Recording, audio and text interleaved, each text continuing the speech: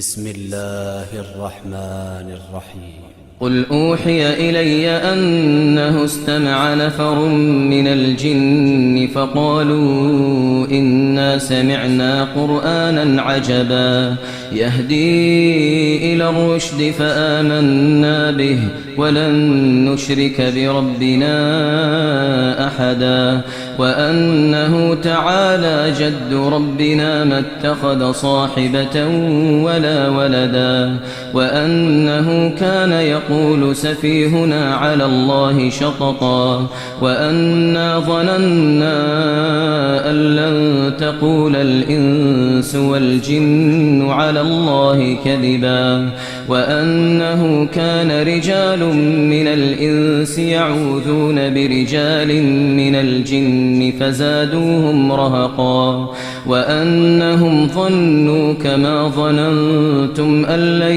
يبعث الله أحدا. We will discuss the jinn in great detail in a later episode, so stay tuned. Let us re-ask the question then, how did Freemasonry end up in Europe? 11th century Europe was ruled by the Catholic Church, which held a firm grip on all aspects of society. This enabled Pope Urban II to wage war on the Muslim Caliphate in Jerusalem, the First Crusade, and on what he called the War of the Cross, to recapture Jerusalem from Muslim rule. It had been under Muslim rule since the year 637. But in 1099 this rule was brought to a bloody and sudden end.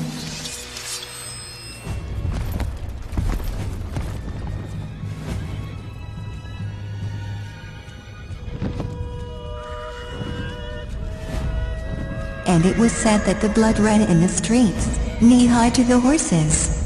Women were raped and murdered, and children were put to the sword.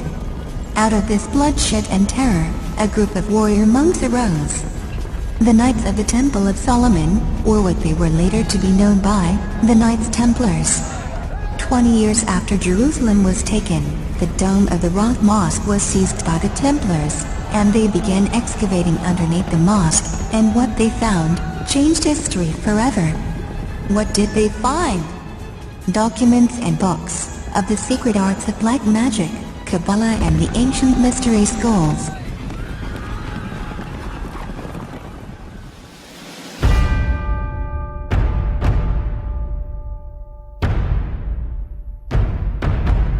In 1187, after 200 years of war, the Muslims recaptured Jerusalem under the leadership of Saladin.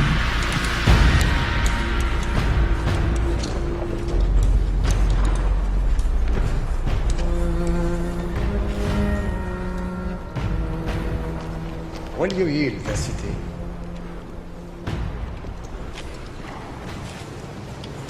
Before I lose it, I will burn it to the ground. Your holy places, ours, every last thing in Jerusalem that drives men mad. I wonder if it would not be better if you did. You will destroy it? Every stone, and every Christian knight you kill will take 10 Saracens with him. You will destroy your army here and never raise another. I swear to God that to take this city will be the end of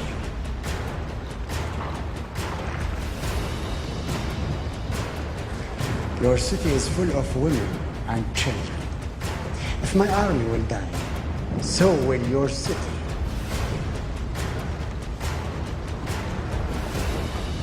You offer terms, I ask none.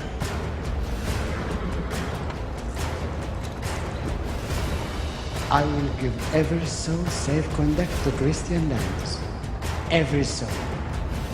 The women, the children, the old, and all your knights and soldiers, and your queen.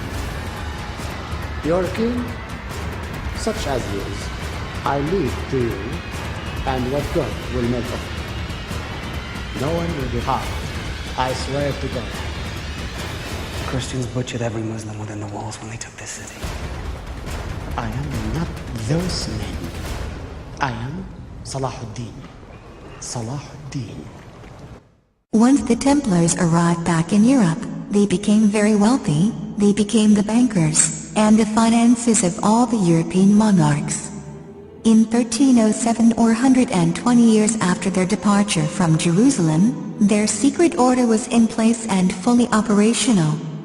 Pope Clement VII and King Philip of France accused the Templars of several heresies, including devil worship, black magic, sodomy, and many other mortal sins, which were part of their newfound rituals. The Templars were rounded up, tortured, imprisoned, and put to death.